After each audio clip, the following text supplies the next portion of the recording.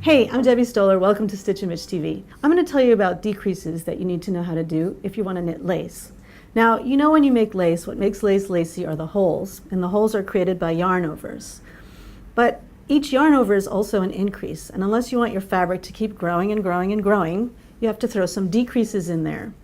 In lace knitting, almost every yarn over will be counteracted by a decrease. Sometimes a single decrease is used to counteract one yarn over, or at other times a double decrease is used to knock out two yarn overs.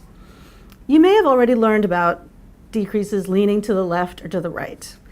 And in the past, if you accidentally used the wrong decrease, it really didn't matter. But in lace knitting, it really matters. Decreases are often used decoratively in lace patterns, and which way the decrease leans will make all the difference in how the fabric looks in the end.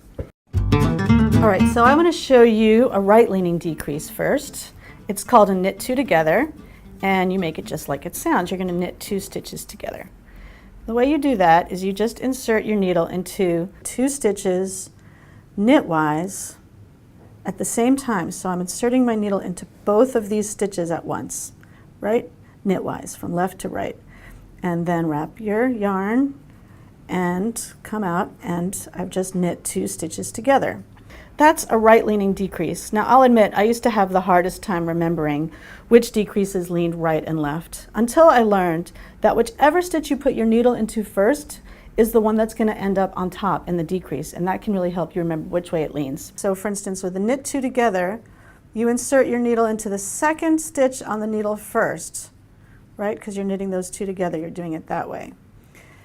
And that means that that second stitch ends up in front, and you have a right-leaning decrease. It actually kind of makes me think of ballerinas. Like you can see here. Here's two ballerinas. The one on the left is leaning over the one on the right. She's the second stitch, and obviously this decrease leans to the right. So I want to show you a left-leaning decrease. My favorite one is called a slip-slip knit, and it's a little bit odd. You slip the first stitch on the needle from the left-hand needle to the right-hand needle as if you were going to knit it. Right, so I'm inserting my needle as if I was going to knit this stitch, but instead of doing that, I slip it. And then you slip the next stitch the same way.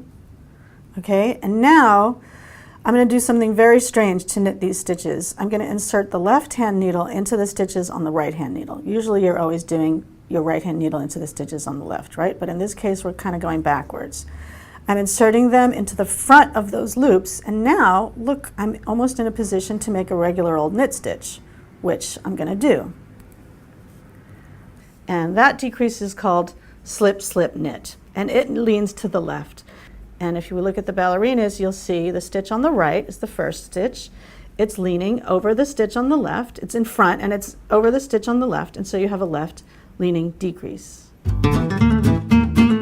Double decreases are fun too, and they can lean to the left or the right, but there can also be a center double decrease, kind of like a tripod. But let me show you how you make all of them.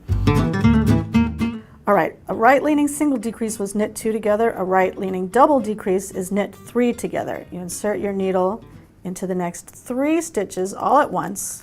Sometimes be a bit of a jam, as if you were going to knit them, and then you knit them, all three of them together. And that decrease leans to the right. The first stitch we put our needle into was the third stitch, so that's the leftmost stitch. So that leftmost stitch is going to end up in front of the other two, and you see we have a right-leaning double decrease. Then the left-leaning double decrease is, maybe you could have guessed, slip, slip, slip, knit. I'm inserting the needle into the fronts of all three of those stitches, and then knitting them together. And that decrease leans to the left. The first stitch you put your needle into was the rightmost stitch on the needle. That's the one that ends up in front, and just like these ballerinas show you, that results in a left-leaning decrease. The center double decrease has the kind of horrible name of slip two stitches together, knit one, pass, slip stitches over. Don't worry about the name. It's really easy to do, and you don't really actually ever need to use the name. You start out by inserting your needle into the next two stitches just like you were going to do a knit two together, right? Inserting them both. But instead of knitting them, we're just going to slip them.